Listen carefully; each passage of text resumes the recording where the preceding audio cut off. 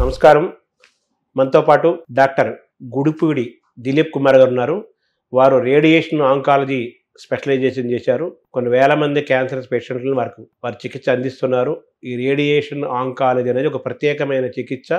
ముఖ్యంగా క్యాన్సర్లో చాలా ముఖ్యమైనది. ఇప్పుడు దీని అవసరము డిమాండ్ చాలా పెరిగింది. దాదాపు 100 ఏళ్ల పైన చరిత్ర ఉంది రేడియేషన్ అనే దానికి. వాటి గురించి, రేడియేషన్ ద్వారా క్యాన్సర్ ఏ విధంగా నయం చేయొచ్చు, ట్యూమర్లు ఎలా పోగొట్టుకోవచ్చు, ఇవన్నీ కూడా మనం వారి ద్వారా తెలుసుకుందాం. నమస్కారం. నమస్కారం అండి.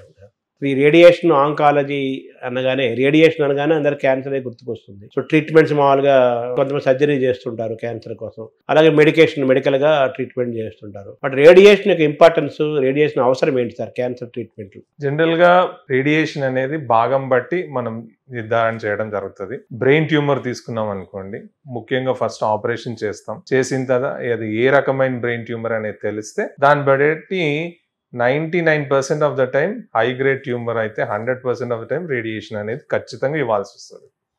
అదే మెడ, గొంతు క్యాన్సర్స్ తీసుకున్నాం అనుకోండి, వీటిని ప్రత్యేకంగా ఏమంటాం, హెడ్ అండ్ నెక్ క్యాన్సర్స్ అంటాం. సో వాటిల్లో ఎక్కడైతే ఆపరేషన్ చేయగలరో, ముఖ్యంగా నోరు భాగం క్యాన్సర్ కి ఆపరేషన్ చేసిన తర్వాత వాళ్ళకున్న లక్షణాలు బట్టి హై రిస్క్ ఫీచర్స్ అంటాం. ట్యూమర్ ఏమన్నా బాగా పెద్దగా ఉంది, T3, T4 డిసీజ్ అంటాం.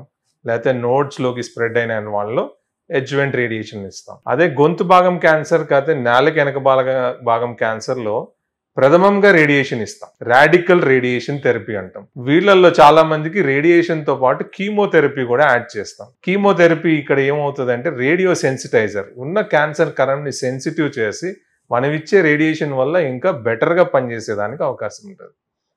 సో దానికి రాడికల్ కీమో రేడియేషన్ అని, ముఖ్యంగా గొంతు భాగం క్యాన్సర్ కి హైపోఫారింగ్స్ అని, లారింగ్స్ అని, పోస్ట్ క్రికాయిడ్ అని. మళ్ళీ అట్లనే కొంచెం కింది భాగంకి వచ్చామనుకోండి, ఛాతీలో, ఊపిరితిత్తుల్లో సర్జరీ ఇంపార్టెంట్ చేయగలిగితే. సర్జరీ చేయలేని పక్షంలో లిమిటెడ్ డిసీజ్ అంటే స్టేజ్ 3 వాళ్ళకి రేడియేషన్ ప్లస్ మళ్ళీ కీమో చేస్తాం. ఆ తర్వాత ఇప్పుడున్న కొత్త ఇమ్యూనోథెరపీ అవన్నీ యాడ్ చేస్తూ ఉంటారు. అదే అన్నవాయు క్యాన్సర్, ఈసోఫేజియల్ క్యాన్సర్ అంటాం. ఒకప్పుడు ఏంటంటే ఫస్ట్ సర్జరీ చేసేవారు, ఆ తర్వాత వాళ్ళకి చెడు లక్షణాలు ఉంటే అప్పుడు రేడియేషన్ చేయడం, కీమో చేయడం వల్ల బాగా ఇబ్బందులు ఎక్కువ ఉండేవి. దానిలో ఇప్పుడు ఏంటంటే ప్రథమంగా ముందే రేడియేషన్ కీమో ఒక 4.5 వారాలు చేసి దాన్ని సైజ్ తగ్గించి అప్పుడు ఆపరేషన్ చేయడం. దీనివల్ల ఏమవుతుంది అంటే, ఏదైతే మనం పేగుకి రేడియేషన్ ఇస్తామో దాన్ని తీసేయడం జరుగుతుంది. మన పొట్టని తీసుకొచ్చి పైన కుట్టేస్తారు. సో దానివల్ల పేషెంట్ కి క్యూర్ అనేది ఒకప్పుడు ఈసోఫేగస్ క్యాన్సర్ లో <5% ఉన్నది ఇప్పుడు ఇంచుమించు 40 to 50% పెరిగింది. ఈ రకంగా రేడియేషన్ ప్లస్ కీమో ముందు చేసి ఆ తర్వాత ఆపరేషన్ చేయడం వల్ల. కడుపు భాగంలోకి వచ్చేసరికి ఎక్కువగా ఆపరేషన్ మీదే ఆధారపడతాం, కీమోథెరపీ మీద ఆధారపడతాం. కారణం ఏంటంటే, మనం గాలి తీసి వదిలేటప్పుడు పేగులు బాగా కదులుతూ ఉంటాయి. స్వతహాగా పేగుకి కదిలే లక్షణం పెరిస్టాల్సిస్ అంటాం. సో రేడియేషన్ ప్రిసైజ్ గా ఆ రోజు అక్కడ ఇవ్వడం అనేది చాలా కష్టం, ఎందుకంటే పేగు ఎప్పుడు కదులుతూ ఉంది కాబట్టి. సో దానిలో అందుకు ఆపరేషన్, కీమోథెరపీకి ఎక్కువ అవకాశం. అదే కింది భాగంకి వచ్చామనుకోండి, పెద్ద పేగులోని రెక్టమ్ క్యాన్సర్ అంటాం, చివరి భాగం. దానిలో మళ్ళీ కూడా అంతే, సేమ్.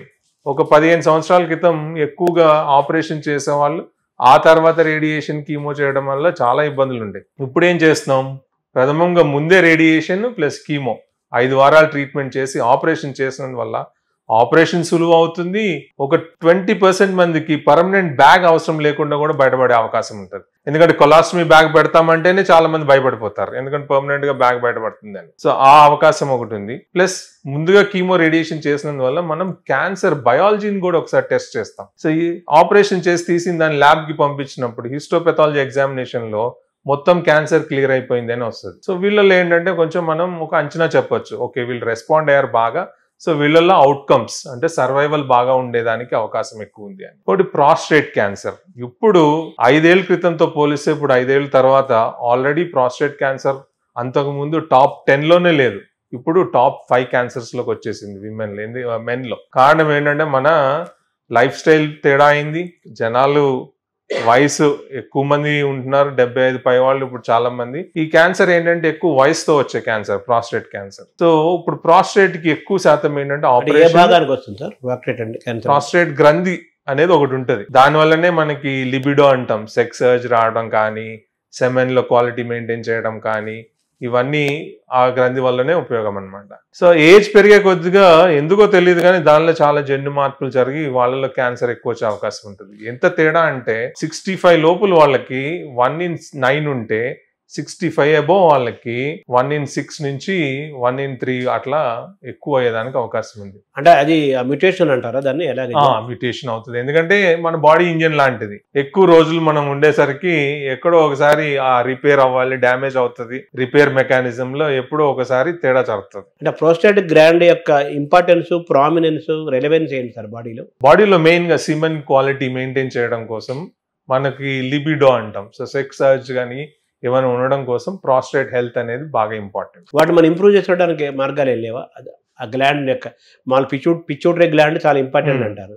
ఇప్పుడు దీని ద్వారా మాకు ఇది ప్రాస్టేట్ జనరల్ గా దాని గ్లాండ్ అనేది మామూలు పనితనం నడుస్తూనే ఉంటది. అంటే మరి దాన్ని ఇంప్రూవ్ చేసుకోలేమా, ఇబ్బంది రాకుండా చూసుకోలేమా గ్లాండ్ కి? సో దానికోసం ఏంటంటే స్క్రీనింగ్ అని చేస్తారు. స్క్రీనింగ్ ఎప్పుడు చేస్తారు? 50 years పైబడిన వాళ్ళకి సీరం పిఎస్సి అని బ్లడ్ టెస్ట్ చేస్తారు. సో చేసినప్పుడు 0 to 4 అనేది నార్మల్, నానోగ్రామ్/ml అంటాం ప్రాస్టేట్. సో ఒకవేళ పిఎస్ఏ పెరిగింది అంటే ఏ కారణం చేత పెరిగింది అనేది మనం చెక్ చేసుకోవడం జరుగుతుంది. అల్ట్రాసౌండ్ చేయడం first examination, digital rectal examination అని యూరో ఆంకాలజిస్ట్ కానీ యూరాలజిస్ట్ కానీ చేసి అప్పుడు దానికి ఏదైనా తేడా అనిపిస్తుందా, మనకి ఏమన్నా హార్డ్ లంప్ అంటే చిన్న గుల్లలాగా గట్టిగా ఏదైనా తగులుతుందా అని చూడడం. సో దాన్ని ఒకవేళ తేడా ఉందనుకుంటే అప్పుడు బయాప్సీ చేయడం జరుగుతుంది. ఇంకొకటి ఏంటి అంటే ప్రాస్టేట్ క్యాన్సర్ లోనే హైయెస్ట్ క్యూర్ రేట్ ఉంది. ఎందుకంటే ఇబ్బంది అనేది మనం చిన్న బ్లడ్ టెస్ట్ తోటి ఐడెంటిఫై చేయగలుగుతున్నాం.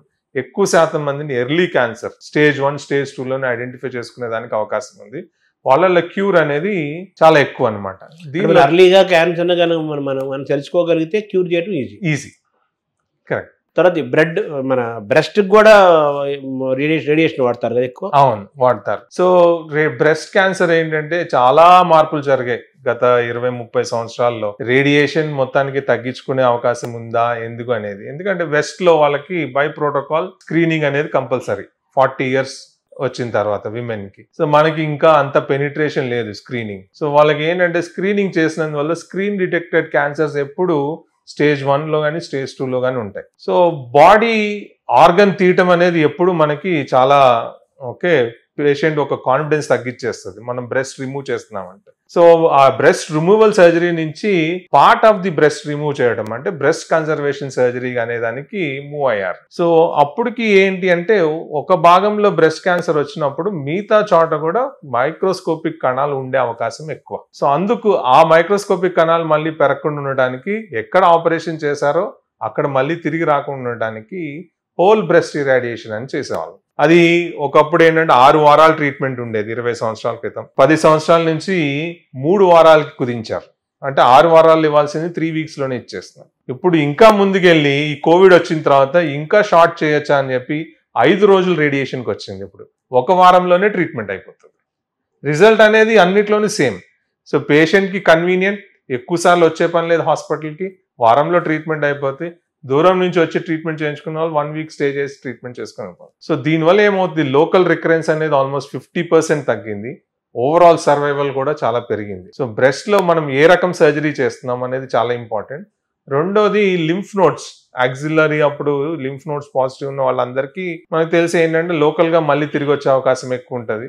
సో వాళ్ళకు కూడా రేడియేషన్ చేయడం జరుగుతుంది. సో గత 5 years బ్లాక్ గా చూసుకున్నాం అనుకోండి, బ్రెస్ట్ క్యాన్సర్ అనేది ఇప్పుడు చాలా పెరిగిపోయింది మన ఇండియాలో. ఒకప్పుడు సర్వైకల్ క్యాన్సర్ హైయెస్ట్ ఉండేది, అట్లాంటిది ఇప్పుడు బ్రెస్ట్ దాన్ని బీట్ చేసేసి highest cancer, highest incidence of cancers in women ఇప్పుడు బ్రెస్ట్ క్యాన్సర్ అన్నమాట.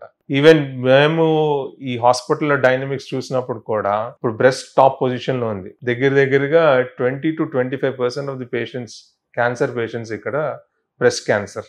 నెక్స్ట్ వచ్చేది head and neck cancer, around 18 to 20% ఉన్నారు. అట్లా విభజించుకొని వెళ్ళొచ్చు అనమాట. నెక్స్ట్ తర్వాత 15% సర్వైకల్ క్యాన్సర్, ఇక మిగతా అన్ని కలుపుకొని మిగతా భాగంలో ఉన్నాయన్నమాట. సో ఎందుకని బ్రెస్ట్ క్యాన్సర్ ఎందుకు పెరుగుతుంది? బ్రెస్ట్ క్యాన్సర్ మెయిన్ ఒకటి లైఫ్ స్టైల్ చేంజెస్ వల్ల, ఓకేనా. Second thing, age is the single biggest risk factor for any cancer. Breast లో కూడా సేమ్ అట్లనే ఏజ్ పెరగటం వలన, ప్లస్ ఫ్యామిలీ హిస్టరీ. సో తక్కువ వయసులో ఎప్పుడైనా బ్రెస్ట్ క్యాన్సర్ వచ్చిందంటే వాళ్ళ ఫ్యామిలీలో ఆడవాళ్ళలో వచ్చే అవకాశం ఎక్కువ అన్నమాట. సో ఈ 3 కారణాల చేత బ్రెస్ట్ క్యాన్సర్ అనేది పెరుగుతుంది. సో సేమ్ అదే ఇన్సిడెన్స్ వెస్ట్ లో కూడా కనబడింది. వాళ్ళకి 50 సంవత్సరాల క్రితం అయింది, మనం ఇప్పుడు చూస్తున్నాం అనమాట. సో ఈ సడన్ రైజ్ ఆఫ్ క్యాన్సర్ అనేది మోస్ట్ లైక్లీ మనం నెక్స్ట్ 20 to 30 ఇయర్స్ చూస్తూనే ఉంటాం. ఆ తర్వాత ప్లాట్యూ అయిపోతుంది. కారణం ఏంటంటే సైన్స్ ఎవాల్వ్ అయ్యే కొద్దిగా మనకి జబ్బు గురించి అండర్స్టాండింగ్ పెరుగుతుంది, ట్రీట్మెంట్ అవైలబిలిటీ పెరుగుతుంది, జనాలని డిసీజ్ క్యూర్ చేయడం పెరుగుతుంది, ప్లస్ యాక్సెప్టెన్స్ ఫర్ స్క్రీనింగ్ కూడా పెరుగుతుంది. ఎందుకంటే ఇప్పుడు సడన్ గా ఎక్కువ ఇన్సిడెన్స్ ఉందంటే అప్పుడు ఏం చేస్తుంది గవర్నమెంట్, మీరు కంపల్సరీ స్క్రీన్ చేయించుకోవాల్సిందే అంటది. లేదా స్క్రీన్ చేయకపోతే మీకు ఈ బెనిఫిట్స్ రావని ఏదో ఒకటి క్రియేట్ అవుతుంది. సో స్క్రీనింగ్ పెరిగినప్పుడు ఏమవుతుంది, ఎర్లీగా ఐడెంటిఫై చేయడం జరుగుతుంది, క్యూర్ అనేది పెరుగుతుంది. ఓవరాల్ గా ఒక స్టేజ్ వచ్చిన తర్వాత క్యాన్సర్స్ అనేది ప్లాట్యూ అయిపోతాయి అన్నమాట. సో క్యాన్సర్ ట్రీట్మెంట్ లో రేడియేషన్ యొక్క పాత్రను మనం ఎలా చూడాలి, ది ప్లేస్ ఆఫ్ రేడియేషన్ పాత్ర ఒక క్యాన్సర్ పేషెంట్ డయాగ్నోసిస్ అయిన తర్వాత ఎక్కువ శాతం మందికి నేను చెప్పినట్టు 60 to 80% ఖచ్చితంగా వాళ్ళకి ఏదో ఒక టైంలో రేడియేషన్ అవసరం పడుతుంది. హెడ్ అండ్ నెక్ క్యాన్సర్స్ లో ముఖ్యంగా బాగా ఇంపార్టెంట్ రాడికల్ రేడియేషన్ అనే దాంట్లో ఎక్కువగా యూజ్ చేస్తాం. ఏ హెడ్ అండ్ నెక్ క్యాన్సర్ భాగంలో యూజ్ చేసిన బ్రెయిన్ ట్యూమర్స్ లో అవసరం పడుతుంది. బినైన్ ట్యూమర్స్ అంటాం, ఇప్పుడు పిట్యూటరీ గ్రంథి బాగా పెద్దగా అయిపోయింది, దాన్ని ఎడినోమా అంటాం. లేకపోతే అబ్నార్మల్ గా ఏదైనా హార్మోన్ ప్రొడ్యూస్ అవుతుంది, సర్జరీ చేశారు తగ్గలేదు అంటే అప్పుడు రేడియేషన్ చేస్తాం. ఆర్టీరియో వీనస్ మాల్ ఫార్మేషన్స్ అంటాం, అంటే ఆర్టరీస్ వెయిన్స్ మామూలుగా ఎప్పుడు సెపరేట్ ఉంటాయి కానీ ఒక చోట కలిసిపోయాయి అనుకోండి, ఆ బ్లడ్ మిక్స్ అయిపోయినందువల్ల పేషెంట్కి ఇబ్బంది వస్తుంది, ఫిట్స్ రావచ్చు, లేకపోతే బ్లీడింగ్ అవ్వచ్చు. ఇప్పుడు ఏంటంటే ఎండోస్కోపిక్ కాయిలింగ్ అని అవన్నీ చేస్తా ఉన్నారు, కానీ రిస్క్ అనేది ఉంటుంది పెద్దగా ఉన్నప్పుడు. సో వాళ్ళకి ఏం చేస్తాం, రేడియేషన్ చేస్తాం. ఎక్కడైతే కలిసిపోయినాయో రేడియేషన్ తోటి అవి క్లోజ్ చేయడానికి ట్రై చేస్తాం. వాటిని ఏమంటాం, మైక్రో యాంజియోపతి అంటాం. చిన్న చిన్న బ్లడ్ వెజల్స్ ఫైబ్రోసిస్ అయిపోతాయి రేడియేషన్ చేసినప్పుడు. అట్లే శ్వానోమా అంటాం, 8వ క్రేనియల్ నర్వ్ మనకి వినికిడికి సంబంధించిన దాని దగ్గర వాపు వచ్చి పెద్దగా అయిపోతుంది. దానివల్ల తలనొప్పి, వినికిడి తగ్గిపోవడం, లేకపోతే కళ్ళు తిరగడం, నించున్నప్పుడు బ్యాలెన్స్ పోవడం, ఎందుకంటే చిన్న మెదడు దగ్గరే ఉంటుంది, వాటికి రేడియేషన్ చేస్తాం. రేడియేషన్ ఇప్పుడు నేను చెప్పినట్టు ఈసోఫేజియల్ క్యాన్సర్లో ఎక్కువ శాతం మందికి మనకు తెలిసినప్పటికీ వాళ్ళకి ఏదో ఒక ఈటింగ్ డిఫికల్టీ, గట్టి పదార్థాలు తిన్నప్పుడు ఫ్రీగా పోవట్లేదంటే ఇంచుమించు 3rd స్టేజ్ లో ఉంటారు. సో వాళ్ళకి ముందుగా రేడియేషన్ చేసి తర్వాత సర్జరీకి తీసుకెళ్తాం. పెద్ద పేగు కింద భాగం రెక్టల్ క్యాన్సర్, దానికి రేడియేషన్ చేయడం. ప్రాస్టేట్ క్యాన్సర్ సర్జరీకి వెళ్ళలేని వాళ్ళలో రేడియేషన్ చేయడం, లేదంటే సర్జరీ రేడియేషన్ 2 ఈక్వల్. సో దానిలో కూడా ఒకప్పుడు 8 వారాలు చేసేవారు ట్రీట్మెంట్, అలాంటిది దాన్ని కుదించి 5.5 వారాలు తెచ్చారు. ఇప్పుడు 4 వారాల్లో చేయగలుగుతున్నాం, ఇప్పుడు 5 రోజుల్లో చేయగలుగుతున్నాం. సో ఈ అడ్వాన్స్మెంట్ అనేది మనకి రేడియేషన్ మెషిన్ల అడ్వాన్స్మెంట్ వచ్చిన వల్ల సైడ్ ఎఫెక్ట్స్ ని తగ్గించుకుంటూ క్యూర్ ని మెయింటైన్ చేసుకుంటూ పేషెంట్స్ కి క్వాలిటీ ఆఫ్ లైఫ్ ఎఫెక్ట్ కాకుండా చూడటం. సో ట్రీట్మెంట్ ఎప్పుడు చేసినా ఇవన్నీ గుర్తుపెట్టుకోవాలి. ఒకటి, సైడ్ ఎఫెక్ట్స్ మినిమల్ గా ఉండాలి, జబ్బు తగ్గాలి, వాళ్ళ క్వాలిటీ ఆఫ్ లైఫ్ డిస్టర్బ్ అవ్వకూడదు. ఇప్పుడున్న ఫాస్ట్ ప్రపంచంలో ఏమైంది, నేను జాబ్కి వెళ్ళలేకపోతే ఇన్సెక్యూరిటీ, 8 వారాలు లీవ్ పెట్టండి అంటే చాలా కష్టం అయిపోయింది చాలా మందికి. సో వాళ్ళ క్వాలిటీ ఆఫ్ లైఫ్ అది చాలా ఇంపార్టెంట్ అనమాట. సో అందుకు ఇప్పుడు అడిగే రీసెంట్ క్లినికల్ ట్రయల్స్ కానీ స్టడీస్ లో ఒకప్పుడు క్యూర్ గురించి మాట్లాడేవారు, ఇప్పుడు దానికి జోడు క్వాలిటీ ఆఫ్ లైఫ్ కూడా మాట్లాడుతున్నాం అనమాట. Equally important, correct. ఇప్పుడు ఈ రేడియేషన్ అనేది కేవలం క్యాన్సర్ కే దీనికే వాడతారా, వేటి దేనికి వాడతారు? క్యాన్సర్ కి ప్రథమంగా వాడతాం, నాన్ క్యాన్సరస్ లీజన్స్ కూడా ఖచ్చితంగా రేడియేషన్ వాడతాం. ఎందుకంటే బ్రెయిన్ అనేది సర్జరీ చేయడం చాలా క్రిటికల్, కాంప్లెక్స్, అక్కడ ఎనెస్థీషియా రిస్క్ ఉంది. ఇప్పుడు ట్రైజెమినల్ న్యూరాలజియా అంటే 5th క్రేనియల్ నర్వ్ వాప్ వచ్చినప్పుడు అన్బేరబుల్ హెడ్ ఏక్. ఓకే, చాలా మంది సెలబ్రిటీస్ కూడా తెలుసు. ఒక సెలబ్రిటీ దీనికోసం చాలా సార్లు అమెరికాకి వెళ్ళి ట్రీట్మెంట్ చేయించుకున్నారు. సో దానిలో సర్జరీ కూడా చేస్తారు, అప్పటికి కానీ పెయిన్ రిలీవ్ అవ్వదు.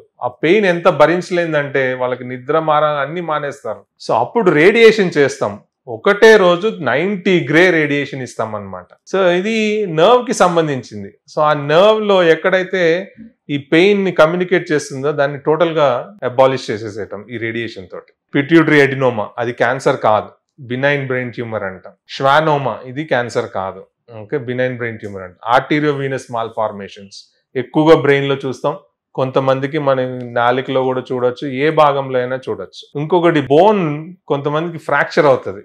ఫ్రాక్చర్ అయినప్పుడు మనం తెలియకుండానే మసాజ్ చేస్తారు చాలా మంది. అప్పుడు ఏమవుద్దంటే ఆ వాప్ వచ్చిన దాంట్లో ఎక్కువ కాల్షియం డిపాజిట్ అయిపోయి గట్టి రాయిలాగా అయిపోతుంది, దానివల్ల మూవ్మెంట్ తగ్గిపోతుంది. సో ఆపరేషన్కి వెళ్ళినప్పుడు ఏం చేస్తాం, మళ్ళీ అట్లాంటిది ఎక్కువ ఫామ్ అవ్వకుండా ఉండటం కోసం ఒక రోజు రేడియేషన్ ఇస్తాం. కాకపోతే అది ఎప్పుడు అంటే ఆపరేషన్ అయిన 72 గంటల్లో రేడియేషన్ ఇచ్చేయాలి.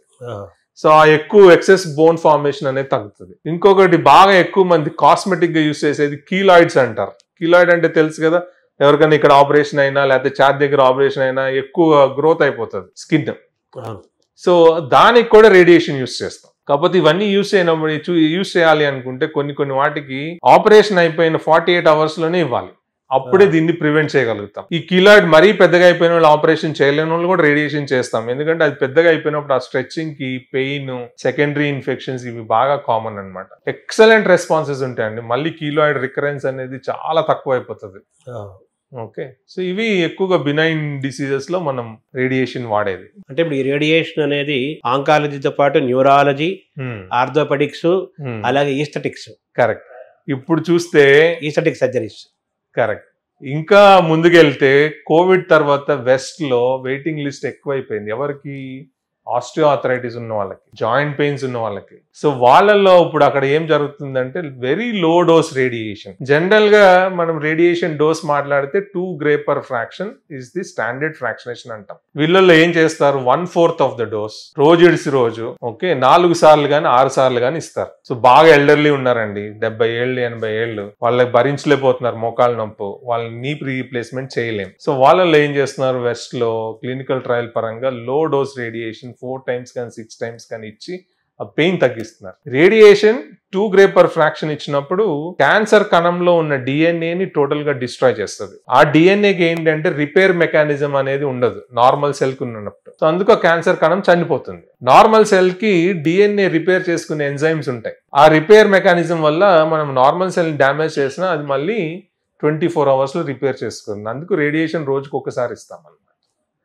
లో డోస్ ఇట్లా 1/4 ఆఫ్ ది డైలీ ఫ్రాక్షనేషన్ ఇచ్చినప్పుడు యాంటీ ఇన్ఫ్లమేటరీ కైన్స్ అంటాం, అవి ప్రొడ్యూస్ చేసి ఎక్కడైతే వాపుని క్రియేట్ చేస్తుందో మన బోన్స్ లో కానీ జాయింట్స్ లో కానీ వాటిని తగ్గించి వాళ్ళకి పెయిన్ రిలీఫ్ అనేది వస్తుంది. సో నెక్స్ట్ 5-10 years లో most likely osteoarthritis, very elderly, knee replacement చేయలేని వాళ్ళలో రేడియేషన్ కూడా రావచ్చు. వేరే కండిషన్స్ కూడా చాలా పెరిగేదానికి అవకాశం ఉంది రేడియేషన్ టెక్నిక్స్. సో రేడియేషన్ వల్ల ఇప్పుడు చెప్పిన వీటితో పాటు ముఖ్యంగా క్యాన్సర్ పేషెంట్స్ కి ఎటువంటి లాభం జరుగుతుంది? రేడియేషన్ వల్ల మనం ఇచ్చే పద్ధతి బట్టి లాభాలు అనేది ఆస్కారం ఉంటుంది అనమాట. ఒకప్పుడు కన్వెన్షనల్ రేడియేషన్ ఇచ్చేవాళ్ళం. ఇప్పుడు ఏంటంటే అవైలబిలిటీ ఇట్లా బసవతారకం లాంటిలో అయితే మెషిన్స్ ఎప్పుడు అడ్మినిస్ట్రేషన్ అనేది కొత్త మెషిన్స్ ఇన్స్టాల్ జరుగుతుంది. కొత్త టెక్నిక్స్ ని యాజ్ ఎర్లీ యాజ్ పాసిబుల్ అందరికన్నా ముందు తీసుకురావడం జరుగుతుంది. ప్లస్ ఇప్పుడు గవర్నమెంట్స్ కూడా ఇప్పుడు ఆరోగ్యశ్రీలో వాళ్ళకి అడ్వాన్స్ రేడియేషన్ టెక్నిక్స్ అప్రూవ్ చేస్తుంది, IMRT అనేది. సో వీటి వల్ల ఏమవుతుందంటే మనకి ఎక్కడ కరెక్ట్ గా క్యాన్సర్ ఉందో వాడిని ప్రిసైజ్ గా టార్గెట్ చేయొచ్చు, చుట్టుపక్కల అవయవాలకి బాగా రేడియేషన్ తక్కువ చేసుకోవచ్చు. ఫస్ట్ థింగ్, ఎప్పుడైనా క్యాన్సర్ ట్రీట్మెంట్ కి ఒక నిర్ణీత సమయంలో ట్రీట్మెంట్ కంప్లీట్ చేయాలి. ఒక సర్వైకల్ క్యాన్సర్ తీసుకున్నాం అనుకోండి, రేడియేషన్ స్టార్ట్ చేసినప్పటి నుంచి ఎండింగ్ 52 నుంచి 54 రోజుల్లో కంప్లీట్ చేసిన వాళ్ళకి జబ్బు నయమయ్యే అవకాశము, వాళ్ళకి క్యూర్ అయ్యే అవకాశము, ప్లస్ సర్వైవల్ అయ్యే అవకాశం కూడా ఎక్కువ ఉంటుంది. ఎప్పుడైతే 54 రోజులు దాటిందో ప్రతి రోజుకి వాళ్ళు 0.7% సర్వైవల్ బెనిఫిట్ కోల్పోతారు, తగ్గిపోతూ ఉంటాయి. కరెక్ట్. సో మనం అప్పుడు ఏం చేయాలి, ఇక్కడ రేడియేషన్ ఇచ్చే పద్ధతి చాలా కేర్ఫుల్ గా చూసుకొని వాళ్ళకి సైడ్ ఎఫెక్ట్స్ ఎక్కువ రాకుండా, సో దట్ రేడియేషన్ తీసుకునేటప్పుడు ఇంటరప్షన్స్ ఏమీ కాకుండా నిర్దిష్ట సమయంలో కంప్లీట్ అయ్యేటట్టు చూసుకోవాలి. అట్లనే హెడ్ అండ్ నెక్ క్యాన్సర్ కూడా 70 రోజులు దాటిందంటే సేమ్ థింగ్. సో ఈ అడ్వాన్స్ రేడియేషన్ టెక్నిక్స్ వల్ల ఏమవుతుంది, మనం ప్రిసైజ్ గా టార్గెట్ చేసుకోవడం జరుగుతుంది. దానివల్ల సైడ్ ఎఫెక్ట్స్ తక్కువ ఉంటాయి. ముఖ్యంగా ఎక్కువ ఏంటి అంటే పేషెంట్స్ చాలా మంది తీసేసుకుని వెళ్ళిపోతారు. ఖచ్చితంగా రేడియేషన్ జరిగేటప్పుడు వారానికి ఒకసారి మీ వైద్యుల్ని ఖచ్చితంగా కలవాలి, ఇబ్బంది ఉన్నా లేకపోయినా. ఎందుకంటే ఈ వారం ఉన్న ఇబ్బంది నెక్స్ట్ వీక్ కూడా ఇబ్బంది ఉండకుండా ఉండదు. సో పేషెంట్ చూసినప్పుడు ఏం జరుగుతుంది ఏంటి ముందుగానే గ్రహించగలుగుతారు వైద్యుడు. సో దానికి సంబంధించిన సైడ్ ఎఫెక్ట్స్ ఇంకా ఎక్కువ కాకుండా ముందుగానే మీకు మెడిసిన్ స్టార్ట్ చేయగలుగుతారు. సో దీనివల్ల అవుట్కమ్స్ అనేది ఖచ్చితంగా పెరుగుతాయి నిర్దిష్ట సమయంలో మనం రేడియేషన్ కంప్లీట్ చేయగలిగితే. అంటే ఆ డయాగ్నోసిస్ జరగాలంటే ముందు తెలియాలిగా పేషెంట్ కు. అదే, సో వాళ్ళ ఇబ్బంది ఉన్నప్పుడు ఏంటి అంటే ఏ ఇబ్బంది ఉన్నా దాన్ని అసెస్ చేయకూడదు. మీరు ట్రీట్మెంట్ కూడా తీసుకున్నారు, నెల రోజులైంది, దాని నుంచి మీకు ఉపశమనం రాలేదు అంటే ఏదో తేడా ఉందని అర్థం. దానికి సంబంధించిన టెస్ట్ ఒకవేళ అల్ట్రాసౌండ్ స్కానింగా, ఎంఆర్ఐ స్కానింగా, లేకపోతే పెట్ స్కానింగా ఏంటి అనేది మనం ముందుకెళ్ళి చేయించుకోవాలి. ఇప్పుడు అన్నవాయు క్యాన్సర్ ఉందండి, మింగడానికి కష్టం ఉంది, ఓకే, కొన్ని మామూలుగా ఫంగల్ ఇన్ఫెక్షన్ వల్ల కూడా కష్టం వస్తుంది. సో ట్రీట్మెంట్ తీసుకున్నాం, తగ్గలేదు, స్టిల్ అదే ఇబ్బంది ఉంది అంటే ఖచ్చితంగా ఎండోస్కోపీకి వెళ్ళాలి. వైద్యుల పర్యవేక్షణ తోటి వాళ్ళు అడ్వైస్ చేసిన దాన్ని బట్టి ఎండోస్కోపీ చేసి ఏదైనా తేడా ఉన్నప్పుడు చిన్న పీస్ తీసి దాన్ని బయాప్సీకి పంపిస్తారు. అది ఏంటి అనేది తెలిస్తే దాని తర్వాత next step. So treatment start అయిన తర్వాత ఏ విధంగా ట్రీట్మెంట్ చేయాలి ఏంటి అనేది ప్రోటోకాల్స్. సో ప్రతి ఇన్స్టిట్యూషన్స్ ప్రోటోకాల్స్ స్టార్ట్ చేసుకోవాలి ఒక ఆర్డర్ ప్రకారం. ఎందుకంటే ప్రతి పేషెంట్ కొత్త పేషెంట్ లాగా ఇదా అని ఆలోచించి టైం వేస్ట్ అయిపోతుంది. ఇప్పుడు ఈసోఫేజియల్ క్యాన్సర్ వచ్చింది, ఈ హాస్పిటల్లో మనకి డయాగ్నోసిస్ అయిన తర్వాత ఆల్మోస్ట్ 99% పేషెంట్స్ అన్లెస్ వాళ్ళు వెరీ ఎర్లీ స్టేజ్ లో ఉంటే తప్ప, నేను చెప్పినట్టు ముందు కీమోథెరపీ ప్లస్ రేడియేషన్ 4.5 వారాల ట్రీట్మెంట్, ఆ తర్వాత 6 వీక్స్ తర్వాత ఆపరేషన్. ఇది స్టాండర్డ్. సో 3 డిపార్ట్మెంట్లు ఉన్నాయి, ఎవరికి కన్ఫ్యూజన్ లేదు. ఏ సర్జికల్ ఆంకాలజిస్ట్ చూసినా, మెడికల్ ఆంకాలజిస్ట్ చూసినా, రేడియేషన్ ఆంకాలజిస్ట్ చూసినా క్రాస్ ప్రోటోకాల్ అని ఒక ప్రోటోకాల్ రాస్తాం. అంటే ఈ 3 కలిపి చేయాలి అని, ఇంకెక్కడ కన్ఫ్యూజన్ లేదు. సినర్జీ, అంతే, సినర్జీ. అట్లా రెక్టల్ క్యాన్సర్ ఉంది, సేమ్ థింగ్, సినర్జీ. ముందుగా రేడియేషన్ ప్లస్ కీమో చేయడం, ఆ తర్వాత ఆయనకి ఎంఆర్ఐ ఫైండింగ్స్ ఉన్న దాన్ని బట్టి బాగా అడ్వాన్స్డ్ ఉంటే మళ్ళీ ఒక 3 నుంచి 4 నెలలు కీమో చేసి అప్పుడు ఆపరేషన్ చేయడం. ఎక్కువ అగ్రెసివ్ ఫీచర్స్ లేకపోతే 5 వారాలు రేడియేషన్ కీమో చేసి 8 వీక్స్ తర్వాత సర్జరీ చేయడం. ఇది కూడా సినర్జీ, ఒక సిస్టమ్, ఒక ఫ్రేమ్ స్ట్రక్చర్. అది కరెక్ట్. దీనివల్ల ఏమవుతుంది, పేషెంట్స్ కి ఎగ్జాక్ట్ గా ఏం ట్రీట్మెంట్ రావాలో అది జరుగుతుంది. అందుకే ఒకప్పుడు ఏంటంటే 15 years బ్యాక్ క్యాన్సర్ ఉంది అని వాళ్ళకి తెలిస్తే కష్టమైపోతుంది, తట్టుకోలేరు అని చెప్పి మల్టీ స్పెషాలిటీ హాస్పిటల్కి వెళ్ళి ట్రీట్మెంట్ చేయించుకునేవారు. కాకపోతే ఆఫ్ లైట్ తెలిసింది ఏంటంటే ఫోకస్డ్ గా దాని మీదనే ట్రీట్మెంట్ ఎక్కువగా చూసే డాక్టర్స్ కి పేషెంట్స్ వచ్చి వాళ్ళ దగ్గర ట్రీట్మెంట్ చేయించుకుంటే దాని వల్ల కూడా వాళ్ళకి సర్వైవల్ బెనిఫిట్ ఉంది. సో అందుకు ఇదేంటి single speciality cancer hospital. So day in day out వాళ్ళనే చూస్తారు, డెడికేటెడ్ కదా. కరెక్ట్. సో ఇక్కడ ఏంటంటే ప్రోటోకాల్ ప్రకారం వెళ్ళటం జరుగుతుంది, కన్ఫ్యూజన్ ఎక్కడ ఉండదు. సో దానివల్ల వాళ్ళకి ఏంటంటే ఏం ట్రీట్మెంట్ కావాలి, వాళ్ళకి అన్ని ట్రీట్మెంట్లు జరుగుతాయి టైంలో. సో దానివల్ల వాళ్ళకి జబ్బు నయమయ్యే అవకాశం ఎక్కువ, క్వాలిటీ ఆఫ్ లైఫ్ బాగుంటది. ఎందుకంటే ఇప్పుడు హెడ్ అండ్ నెక్ క్యాన్సర్స్ కి ఎక్కువ శాతం ఇప్పుడు 99% ఈవెన్ గవర్నమెంట్ కూడా అప్రూవ్ చేస్తుంది IMRT అని, లేకపోతే ర్యాపిడ్ ఆర్క్ అని. సో ఇక్కడ హెడ్ అండ్ నెక్ పేషెంట్ ఎవరైనా వాకిన్ ఉన్నారు, ఆరోగ్యశ్రీ కానివ్వండి, ఇన్సూరెన్స్ కానీ ఎవరైనా కానీ, వాళ్ళకి బేసిక్ ట్రీట్మెంట్ వచ్చేప్పుడు ఇంటెన్సిటీ మాడ్యులేటెడ్ రేడియోథెరపీ అంటాం, IMRT టెక్నిక్. సో దీనివల్ల ఏంటి, పేషెంట్స్ కి సైడ్ ఎఫెక్ట్స్ తక్కువ, ట్రీట్మెంట్ కంప్లీట్ చేసే దానికి ఇక్కడేమి ఇంకా సెకండ్ థాట్ లేదనమాట, కన్ఫ్యూజన్ లేదు. తక్కువ టెక్నిక్ రేడియేషన్ ఇస్తారు, ఎక్కువ టెక్నిక్ రేడియేషన్ ఇస్తారు అనే ఆలోచన లేదు. ఎందుకంటే ఇక్కడ 5 మెషిన్లు ఉన్నాయి. ఇప్పుడు ఒక కొత్త మెషిన్ యాడ్ చేయబోతున్నాం నెక్స్ట్ మంత్ కానీ, ఆ తర్వాత మెషిన్ కానీ, తర్వాత నెల కానీ, హాల్సియాన్ అనేది వేరియన్ కంపెనీ నుంచి. సో దానిలో ఏంటి అంటే ట్రీట్మెంట్ ఫాస్ట్ గా అయిపోతుంది. ఇప్పుడు ఉన్న మెషిన్స్ లో మనం పేషెంట్ ని పడుకోబెట్టిన తర్వాత మెషిన్ కే CT స్కాన్ ఉంటుంది. ఆ స్కాన్ చేసి మనం ముందుగా ప్లానింగ్ చేసుకున్న స్కాన్ ని దాన్ని 2 జోడించి ఏమన్నా వేరియేషన్స్ ఉన్నాయా లేదా కరెక్ట్ చేసుకొని ట్రీట్మెంట్ ఇవ్వడం జరుగుతుంది. అది నిమిషం పట్టొచ్చు. ఇప్పుడు కొత్తగా వచ్చే దాంట్లో 6 to 7 seconds లో అయిపోతుంది ఆ స్కాన్. ఎన్నో రెట్లు number of times plus treatment time కూడా ఫాస్ట్ అవుతుంది. ఇప్పుడేమో 5 minutes to 10 minutes పడుతుంది, దానిలో 6 rotations per minute ఉన్నందువల్ల మెషిన్ తిరగడం 2 నిమిషాల్లో అయిపోతుంది. సో ఎక్కువ పేషెంట్స్ ఇంకా ట్రీట్ చేయడానికి ట్రీట్ చేయొచ్చు, పేషెంట్ తక్కువ టైంలో ట్రీట్ చేయొచ్చు. ఇప్పుడు ఈ రేడియేషన్ వల్ల ఆ క్యాన్సర్ సెల్ కణం చచ్చిపోతుందా, నెక్స్ట్ అది ఇంకా వాటికి స్ప్రెడ్ అవ్వకుండా చేస్తుందా, ఏంటి సార్ రేడియేషన్? ఫస్ట్ క్యాన్సర్ కణం చనిపోతుంది. నేను చెప్పినట్టు క్యాన్సర్ కణంలో కూడా DNA ఉంటుంది, ఫాస్ట్ గా మల్టిప్లై DNA. కాకపోతే ఎప్పుడైతే రేడియేషన్ ఇచ్చామో ఆ DNA మీద సింగిల్ స్ట్రాండ్ బ్రేక్ అంటాం. DNA 2 strands ఉంటాయి కదా, ఒకటి బ్రేక్ అవుతుంది. మామూలుగా నార్మల్ సెల్ ఏముంటది, DNA పాలిమరేజ్ అనే ఎంజైమ్ వచ్చి దాన్ని మళ్ళీ రిపేర్ చేస్తుంది. కాకపోతే క్యాన్సర్ కణంలో అవి ఉండవు. సో దానివల్ల ఏమవుతుంది, డ్యామేజ్ అయింది, ఇంకా రిపేర్ కాలేక చచ్చిపోతుంది. అపాప్టోసిస్ అంటాం. సో వాళ్ళ ప్రెజెంటేషన్ ఎలా ఉందో దాన్ని బట్టి వేరే చోటకి స్ప్రెడ్ అయ్యే లేదా మనం చెప్పగలుగుతాం, అంటే దాని స్టేజ్ ని బట్టి, స్టేటస్ బట్టి. కరెక్ట్. ఇప్పుడు హెడ్ అండ్ నెక్ క్యాన్సర్ వాళ్ళు వచ్చారు, ఓన్లీ చిన్నగానే ఉంది, గొంతు లోపలే ఉంది అనుకోండి, అవి ఎక్కువగా స్ప్రెడ్ అయ్యే అవకాశం లేదు. పెద్ద పెద్ద లింఫ్ నోడ్స్ వస్తారు కొంతమంది, ఓకే. సో ట్యూమర్ బర్డెన్ పెరిగే కొద్దిగా వేరే అవయానికి స్ప్రెడ్ అయ్యే అవకాశం ఎక్కువ. అంటే ఈ రేడియేషన్ ద్వారా దాన్ని చంపి దాని DNA కిల్ చేసేసి కంప్లీట్ గా దాని యొక్క ఉనికినే లేకుండా చేస్తుంది. First step. సెకండ్, వేరే ఆర్గాన్స్ స్ప్రెడ్ అవ్వకుండా కూడా కంట్రోల్ చేస్తుంది. కరెక్ట్. ఈ లోపల అవి స్ప్రెడ్ అవ్వకుండా అక్కడ మనం డ్యామేజ్ చేస్తున్నాం కదా, సో దానికి స్ప్రెడ్ అయ్యే గుణం తగ్గిపోతుంది. కాకపోతే కొన్ని క్యాన్సర్లు ఉంటాయి దాని స్వతహాగా స్ప్రెడ్ అయ్యే గుణం ఉంటుంది. ఇప్పుడు లంగ్ క్యాన్సర్ ఉంది అనుకోండి, మనకి తెలిసే లోపల చాలా మంది స్టేజ్ 4 లో వస్తారు, క్విక్ గా అది స్ప్రెడ్ అయిపోతుంది, ఎక్కువ శాతం బ్రెయిన్ కి వెళ్ళటం అట్లాంటివి జరుగుతుంది అనమాట. దాని మీద అక్కడ రేడియేషన్ ఎలా దాన్ని ఉపయోగపడుతుంది రేడియేషన్? సో ఇప్పుడు ఏం చేస్తామంటే ఇమ్యూనోథెరపీ ఇవన్నీ వచ్చినాయి. ఆల్రెడీ లంగ్ క్యాన్సర్ వచ్చిన వాళ్ళకి స్మోకింగ్ హిస్టరీ లేదు, ఆడవాళ్ళు ఉన్నారు, స్ప్రెడ్ అయిపోయింది, వాళ్ళకి ఏం చేస్తారు, బయాప్సీ చేసినప్పుడు మాలిక్యులర్ స్టడీస్ లేకపోతే NGS అని చేస్తారు. మనకి ఏమన్నా టార్గెటబుల్ మ్యూటేషన్స్ ఉన్నాయా, EGFR అని, ఆల్క్ అని, ROS1 అని, ఇప్పుడు చాలా కొత్తవి వచ్చాయన్నమాట. ఈ టార్గెటబుల్ మ్యూటేషన్ ఉన్నప్పుడు ఏమవుతుందంటే ఆ క్యాన్సర్ కణం మీద ఈ మ్యూటేషన్ ఉంది. సో రెగ్యులర్ కీమోథెరపీ చేసే బదులు వాళ్ళని ఓరల్ టాబ్లెట్స్ మీద పెట్టుకునేదానికి ఆస్కారం. ఈ టాబ్లెట్స్ పెట్టుకున్న వల్ల even stage 4 cancer patients survival, ఒకప్పుడు స్టేజ్ 4 అంటే 6 నుంచి 9 నెలలు అని చెప్పేవాళ్ళం, ఇప్పుడు దగ్గర లైఫ్ సర్వైవల్. ఇప్పుడు అట్లాంటిది ఈ టార్గెటబుల్ మ్యూటేషన్స్ తెలిసి మనకి అవైలబిలిటీ ఆఫ్ ట్రీట్మెంట్ ఉన్నందువల్ల కొంతమంది ఈవెన్ 5 years 10 years సర్వైవ్ అయిన వాళ్ళు ఉన్నారు స్టేజ్ 4 లో.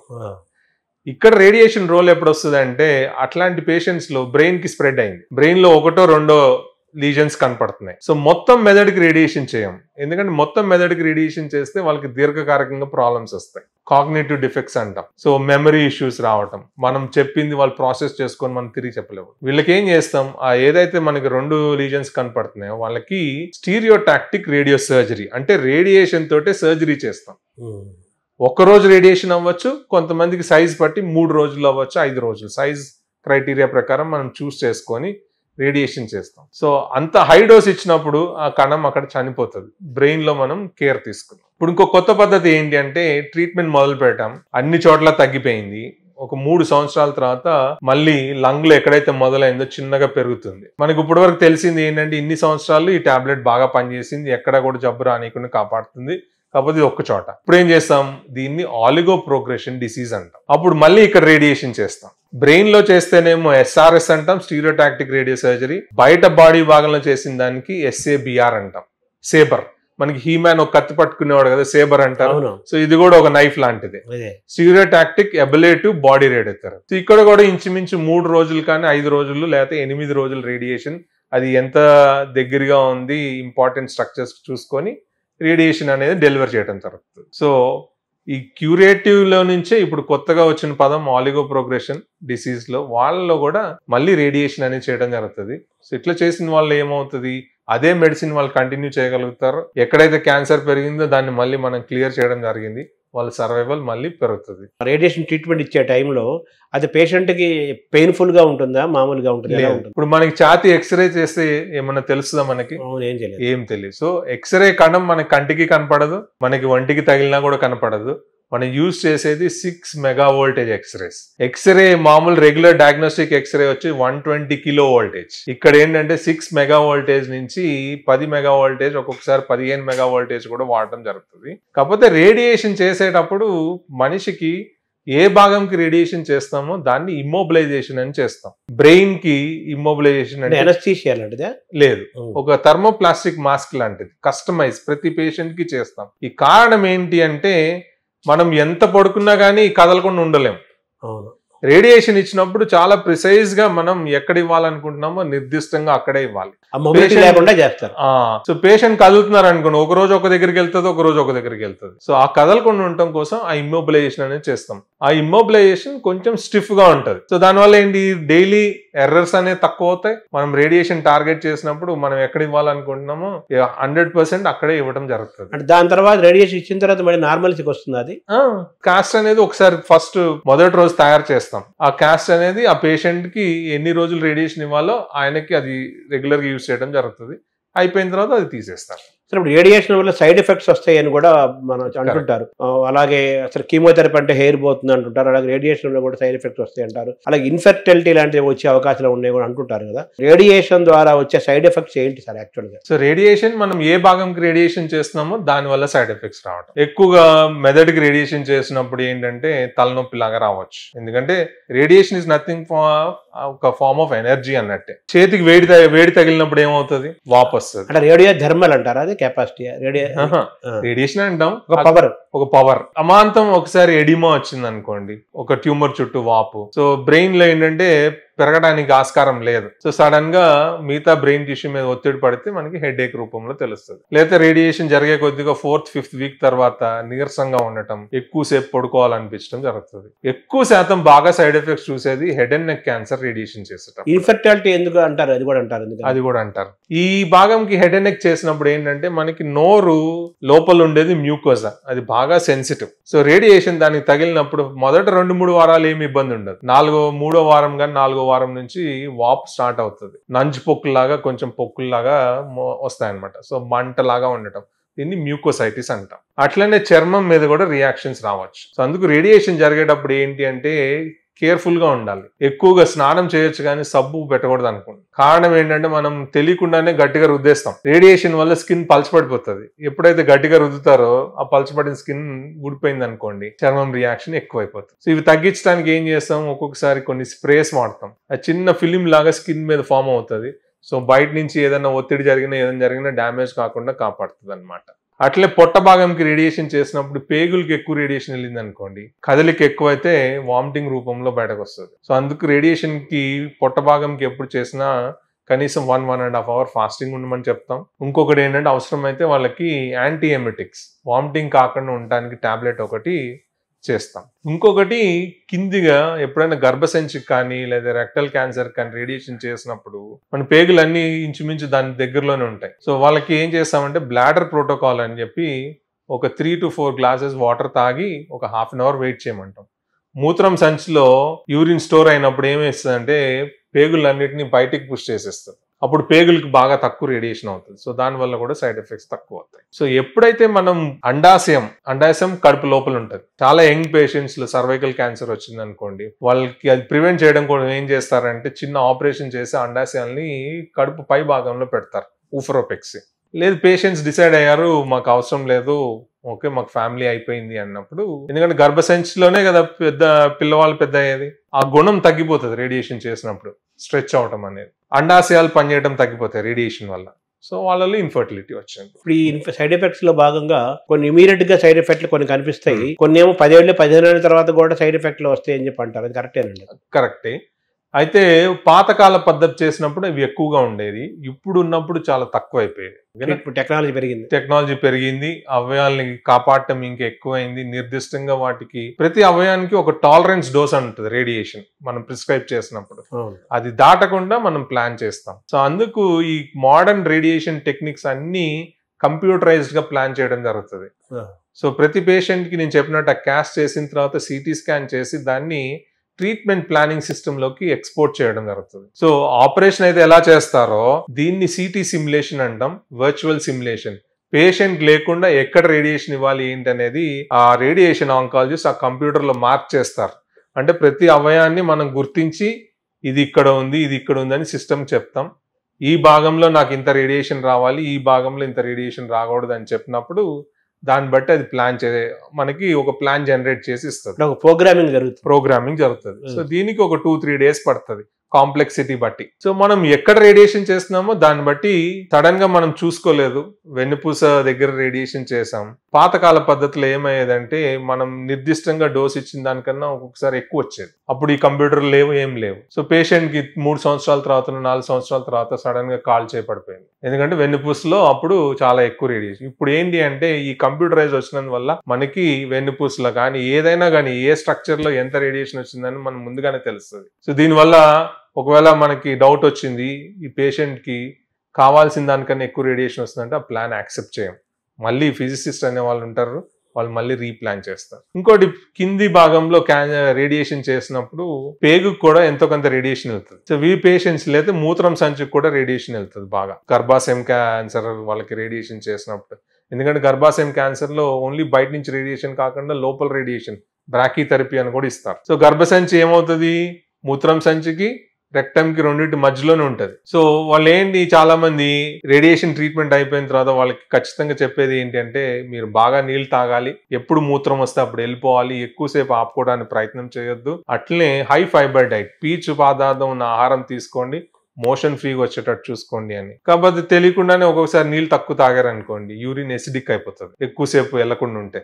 మనమైనా ఎక్కువసేపు యూరిన్ వెళ్లకుండా ఆపితే సో దానివల్ల ఏమవుతుంది, తైల సంచి లోపల బాగా ఇరిటేషన్ అవుతుంది. అంటే సహజంగా జరగాల్సిన ప్రక్రియ జరగనివ్వాలి మనం.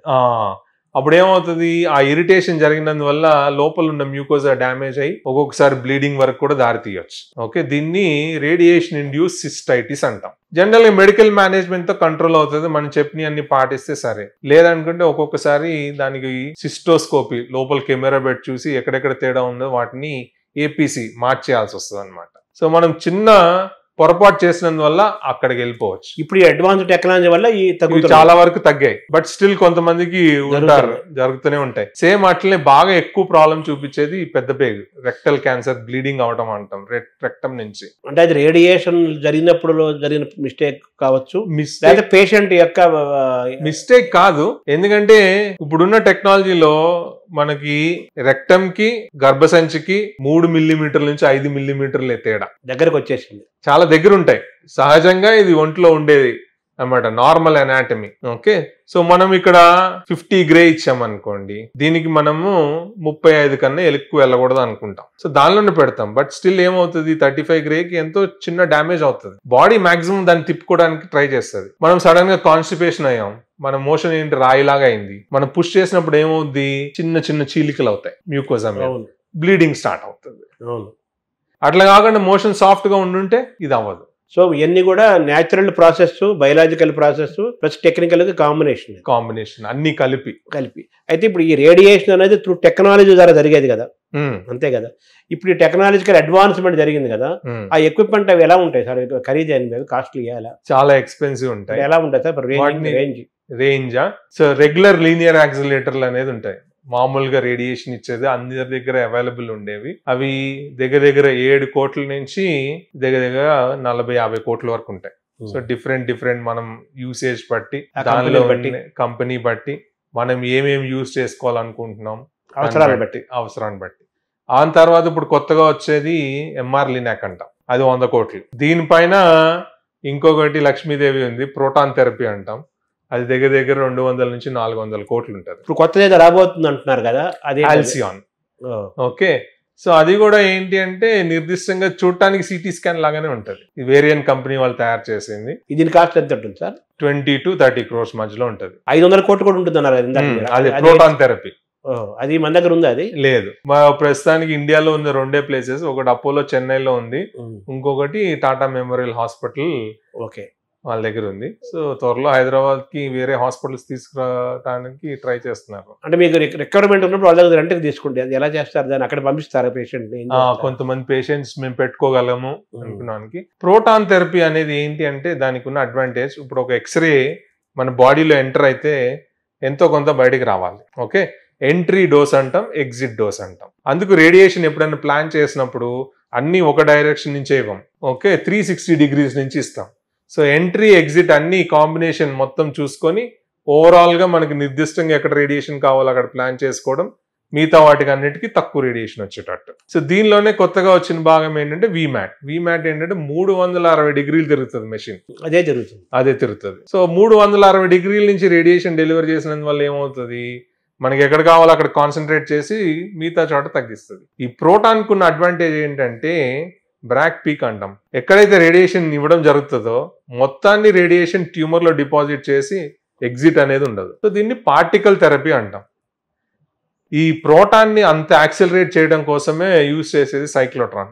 దానికే బాగా ఎక్స్పెన్సివ్ అవుతుంది. ఇప్పుడు మళ్ళీ మనకి అపోలో దగ్గర, తర్వాత టాటా ఇన్స్టిట్యూట్ ఆఫ్ క్యాన్సర్ ఉంది, 2 చోట్లే ఉంది అది. సో ఎక్కువగా ఏంటంటే పిల్లల్లో బాగా ఉపయోగపడుతుంది. చిన్న పిల్లల్లో ప్రత్యేకంగా మెడుల్లో బ్లాస్టోమా అనే బ్రెయిన్ ట్యూమర్ ఉంటుంది. ఎక్కువగా పోస్టీరియర్ ఫోసా, చిన్న మెదడు దగ్గర అది ట్యూమర్ వస్తుంది అన్నమాట, సున్నితంగా. సో ఆపరేషన్ చేస్తారు. చేసిన తర్వాత దానికి ఉన్న ఒక చెడు గుణం ఏంటంటే కణాలు మొత్తం వెన్నపూసలు ఎక్కడైనా కూడా డిపాజిట్ అయిపోవచ్చు, డ్రాప్ మెట్స్ అంటాం. సో అందుకు వాళ్ళకి రేడియేషన్ చేసినప్పుడు ఏంటంటే క్రేనియోస్పైనలర్ రేడియేషన్ అంటాం. అంటే బ్రెయిన్ దగ్గర నుంచి వెన్నపూస మొత్తాన్ని రేడియేషన్ చేయాలి. ఆ మెషిన్ చేస్తుంది అది 30 రోజులు. ఈ మెషిన్ కూడా చేస్తుంది. కాకపోతే ఈ మెషిన్ కి ఏంటి, నేను చెప్పినట్టు ఎంటర్ అవుతుంది, ఎంతో కొంత ఎగ్జిట్ డోస్ ఉంటుంది. ప్రోటాన్లు ఏమవుతుంది, మొత్తం వెన్నపూస దానికి తలకి ఎంటర్ అవుతుంది, కడుపు భాగం దగ్గర కానీ ఛాతి భాగం దగ్గర కానీ ఎగ్జిట్ ఉండదు. సో మీరు చెప్పిన దాన్ని బట్టి చూస్తే 8 crores నుంచి 500 crores వరకు ఉన్నాయి ఈ రేడియేషన్ ఎక్విప్మెంట్స్, ఈ టెక్నాలజీ. ఇవన్నీ చాలా ఇంపార్టెంట్. ఉంటే గానీ రేడియేషన్ ఇవ్వలేము. ఎంత స్పెషలిస్ట్ అయినా కానీ టెక్నికల్ గా చేసేవి. అవును, brain and human brain and technology కలిపి చేయాలి. సైన్స్ అండ్ టెక్నాలజీ అంటాం కదా, చేసేది కదా. మరి ఇది పేషెంట్లకి ఎక్స్పెన్సివ్ అవ్వదా? ఎక్స్పెన్సివ్ అవుతుంది, సామాన్యులు భరించలేరు కదా, దీన్ని ఎలా చూడాలి? అందుకే సో ఇప్పుడు గవర్నమెంట్ ఆరోగ్యశ్రీ తీసుకొచ్చినందువల్ల చాలా మంది పేషెంట్స్ కి బాగా బెనిఫిట్ ఉంది. ఎస్పెషల్ ఆరోగ్యశ్రీ క్యాన్సర్ పేషెంట్స్ కి మాత్రం చాలా ఉపయోగం. అందులో ఎక్కడ కూడా అసలు మనం తప్పు పట్టడానికి లేదు. అదొక వరం, ఒక బూస్ట్, పెద్ద బూన్. ఓకేనా? ఎందుకంటే ఇప్పుడు లాస్ట్ 2 years నుంచి ఈ అడ్వాన్స్ రేడియేషన్స్ వల్ల అప్రూవ్ చేశారు. ఈవెన్ PMJలో కూడా అడ్వాన్స్ రేడియేషన్స్ అప్రూవ్ ఉన్నాయి. ఈ IMRT అనేది అవైలబిలిటీ వచ్చింది. సో IMRT అనేది ఇప్పుడు బేసిక్ రిక్వైర్మెంట్ అయిపోయింది. సో 7 to 8 crores మెషిన్ దగ్గర నుంచి. సో ఇప్పుడు క్యాన్సర్ పేషెంట్లు బాగా పెరుగుతున్నారు, అవేర్నెస్ కూడా పెరుగుతోంది. అవేర్నెస్ పెరగటం మంచి పరిణామము. క్యాన్సర్ పేషెంట్ పెరగడం అనేది అది మంచి పరిణామం కాదు. బట్ రేడియేషన్ కూడా బాగా పెరుగుతుంది కంపారిటివ్ గా. అంటే 3 రకాల ట్రీట్మెంట్స్, ఒకటి రేడియేషన్, ఒకటి సర్జరీ, 3 మెడికేషన్. అందులో రేడియేషన్ పాత్ర కూడా ప్రధానంగా ఉంది. కాబట్టి ఇప్పుడు ఆ ఎక్విప్మెంట్ కాస్ట్లీతో పాటు ఆ రేడియేషన్ ఆంకాలజిస్టుల యొక్క డిమాండ్ అవసరం చాలా ఉంది కదా. ఆ డిమాండ్ అండ్ సప్లైలో మనం సరిపడా మనకు స్పెషలిస్టులు ఉన్నారు. ఒక 5 years 7 years back government steps తీసుకొని దీన్ని రెక్టిఫై చేయడం జరిగింది. మనం ఎలా ఉంటామంటే నీ జర్క్ రియాక్షన్ లాగానే ఉంటది ఎప్పుడు. అంటే డిమాండ్ అండ్ సప్లైలో మనం ఎప్పుడు ఒక 5-10 years బ్యాక్ వెనక్కి పడే ఉంటాం. సడన్ గా డౌన్ అయింది అనగానే ఒకటేసారి 100-200 సీట్లు పెంచేస్తారు. అతివృష్టి అనావృష్టి మరీ ఎక్కువైపోయారంటే ఇప్పుడు మళ్ళీ తగ్గించడం జరుగుతుంది. సో ఏమైంది అంటే ఈక్వల్ ప్రపోర్షనేట్ గా నేను చెప్పినట్టు నేషనల్ క్యాన్సర్ ఇన్స్టిట్యూట్ ఏదైతే క్యాన్సర్ ఫండ్ తయారు చేసిందో అప్పుడు రిక్వైర్మెంట్ ప్రకారం మనం నిజంగా క్యాన్సర్ హాస్పిటల్ అన్నిటి దగ్గర స్టార్ట్ చేసి ఉంటే ఈ డిమాండ్ సప్లైని చాలా అధిగమించేవాళ్ళం. ఈ నీ జర్క్ రియాక్షన్ వల్ల ఎక్కువ స్టూడెంట్స్ అయిపోవడం, ఇప్పుడు ఏంటంటే అంత ఫాస్ట్ గా సెంటర్లు పెరగపోయేసరికి కాన్సన్ట్రేటెడ్ అయిపోయింది. ఎక్విప్మెంట్ అవసరము, స్పెషలిస్టులు అవసరము, డిమాండ్ పెరిగింది. సప్లై, డిమాండ్, స్పెషలిస్టుల మధ్య గ్యాప్ కోఆర్డినేషన్ కరెక్ట్ గా లేదు. మన ప్రభుత్వాలు మన వ్యవస్థలు చేసుకున్న తప్పులేవి. అంటే వాళ్ళు చేయి ఇచ్చినప్పుడు, హెల్పింగ్ చేయించినప్పుడు మనం రియాక్ట్ అవ్వలేకపోయాం. Government of India Manmohan Singh చేయి ఇచ్చినప్పుడు స్టేట్ గవర్నమెంట్స్ వాటిని సరిగ్గా చేసుకోలేకపోయాయి. సో ఇప్పుడు మనం దాన్ని అధిగమించాము. ఇప్పుడు ప్రస్తుతం ఎలా ఉంది? పర్వాలేదు. ఈ 3-4 years నుంచి most of time private players బాగా వచ్చారు క్యాన్సర్ దాంట్లోకి. సో దానివల్ల వాళ్ళు ఆల్మోస్ట్ ఓన్లీ Tier 1 సిటీసే కాకుండా Tier 2 సిటీస్ లో కూడా సెంటర్స్ పెట్టడం జరుగుతుంది. Tier 2 సిటీస్ లో కూడా వేరే ప్రైవేట్ ప్లేయర్స్ రావడం వల్ల పెరుగుతుంది. ఈవెన్ గవర్నమెంట్ లో కూడా కొత్త ఇన్స్ట్రుమెంట్స్ తీసుకురావడం. ఈ హాల్సియన్ అనేది మన MNJ క్యాన్సర్ హాస్పిటల్ కూడా ఇన్స్టాల్ చేశారు. కాకపోతే ఇంకా అవసరం ఉంది. ఎందుకంటే ఇప్పుడు హైదరాబాద్ తీసుకున్నాం అనుకోండి, టూ మచ్ కాన్సన్ట్రేటెడ్. అదే మీరు ఖమ్మం వెళ్ళండి, భద్రాచలం వెళ్ళండి, సత్తుపల్లి వెళ్ళండి, సూర్యాపేట వరకు కూడా ఎక్కడ కూడా క్యాన్సర్ హాస్పిటల్ లేదు. సో ఉంటే అందరు ఇక్కడే. సో అక్కడి నుంచి మాక్సిమం ఇక్కడికి రావాల్సి వస్తుంది. సార్ ఇప్పుడు ఈ రేడియేషన్ వల్ల క్యాన్సర్ ని పోగొట్టడము, క్యాన్సర్ కణాలను చంపేయటము, క్యాన్సర్ స్ప్రెడ్ కాకుండా చూడటము, అలాగే ట్యూమర్స్ను కూడా పూర్తిగా చంపేసేయటము, ఇవన్నీ చేయొచ్చు. అలాగే క్యాన్సర్ ద్వారా మరణాలను కూడా అరికట్టవచ్చా? కరెక్ట్. ఈ కంపేరిటివ్ గా మెడికేషన్, సర్జరీ అండ్ రేడియేషన్ లో ఏది మోస్ట్ రెలవెంట్? ఉండదు. మూడు ఇంపార్టెంట్. ఓకే, అంటే ఒక పేషెంట్ 3 అవసరం ఉంటాయా?